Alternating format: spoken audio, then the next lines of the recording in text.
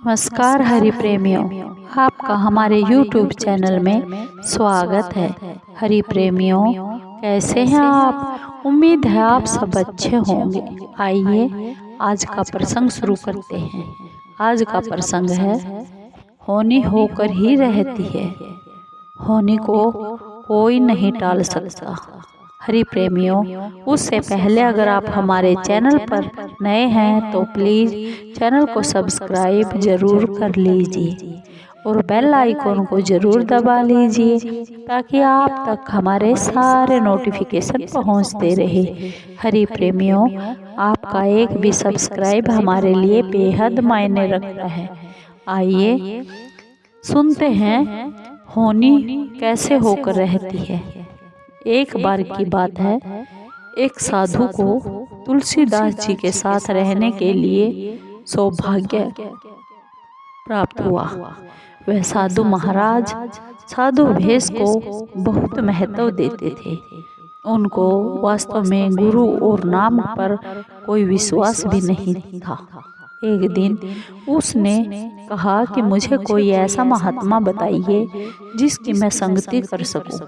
तुलसीदास जी ने कहा कि बड़े बड़े महात्मा हैं, फिर भी अगर तुझे जाना है तो रास्ते में एक बढ़ई का घर है, उसके पास आप चले जाइए। जब वह साधु उस बढ़ई के घर पहुंचा तो बढ़ई उठकर खड़ा हो गया और चारपाई डाल दी।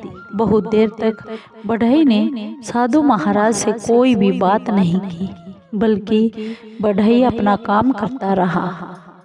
साधु महाराज को बैठे थोड़ी देर हुई। वह बात न करने के कारण काफी निराश हो गया और वहां से जाने लगा। तो बढ़ई ने कहा, 2 घंटे सब्र करो महाराज, मुझे एक बहुत ही जरूरी काम है। पहले वह काम निपटा लूं, फिर मैं आपकी सेवा में बैठूंगा। साधु महाराज ने मन में सोचा कि यह तो निपट संसारी जीव है, इसे दुनिया के काम से ही फुर्सत नहीं, यही काम नहीं छूटते, यह कैसा महात्मा है। तभी एक आदमी भागा भागा हुआ आया। उस बढ़ई के घर आकर बोला, आपका बेटा छत से गिरकर मर गया है।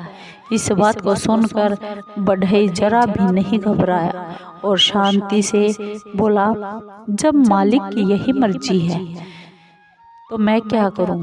दाह संस्कार के बाद और आए हुए लोगों से विदा मांगते हुए वह बढ़ई साधु के पास आया।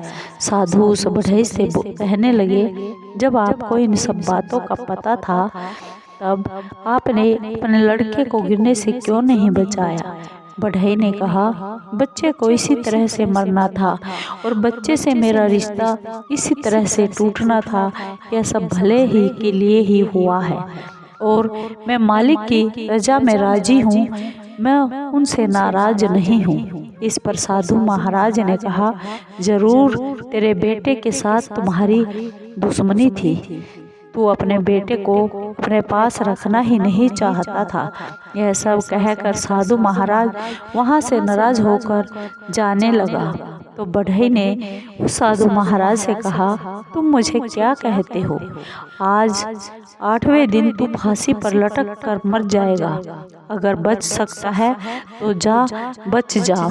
मैं तो यही समझता हूँ कि जो कुछ होना होता है वह होकर ही रहता है। अब साधु को बहुत ही चिंता हो गई, कहीं मेरे साथ भी ऐसी घटना ना घट जाए, मैं भी कहीं मर ना जाऊं। साधु ने सोचा कि इस पेड़ से बहुत ही दूर चला जाऊंगा, इसे फांसी लगने का सवाल ही पैदा नहीं होगा। यह सोचकर वह 4 दिन तक भूखा प्यासा जितना वहां से भाग सकता था भागता रहा। भूख और प्यास से व्याकुल होकर वह गिर पड़ा और सो गया।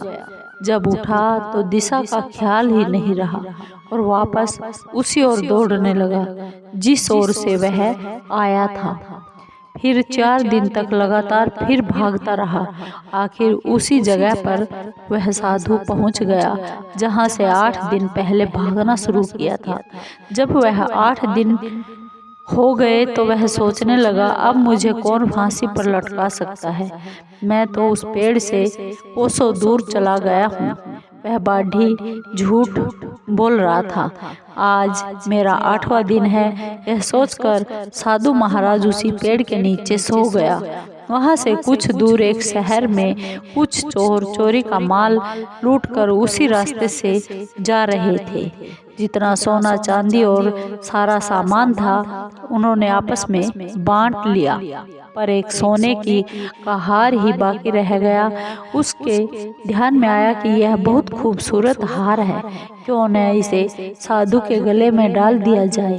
यह सोचकर वह हार उन चोरों ने उस सोए हुए साधु के गले में डाल दिया और वहां से भाग गए। जब दिन निकला तो सिपाहियों ने उस साधु को पकड़कर राजा के पास ले जाया गया। राजा ने साधु के बयान लिए बिना ही उसे फांसी की सजा सुना दी और कहा, इसे उसी पेड़ से लटका कर फांसी दे दी जाए जहाँ पर यह सो रहा था।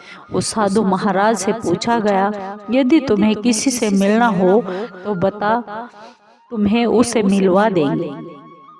साधु महाराज ने कहा, इस गांव में एक बढ़ई रहता है, मुझे उससे मिलना है। मेरी इच्छा है, यह अंतिम इच्छा है, उसे पूरी कर दी जाए।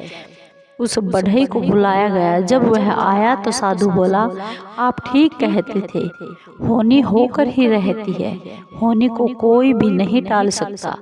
अब सामने वही पेड़ है, मैं भी वही हूँ। फांसी का हुक्म मुझे हो चुका है, कृपा करके मुझे बचा लीजिए। मैं सारी उम्र आपका दास बनकर रहूँगा, आपका एहसान कभी नहीं भूलूंगा। बढ़ई ने कहा, मैं अपने राम जी का सिमरन करता हूँ और मुझे उस भगवान पर विश्वास है, मुझे आशा है कि वह मेरी विनती जरूर सुनेंगे।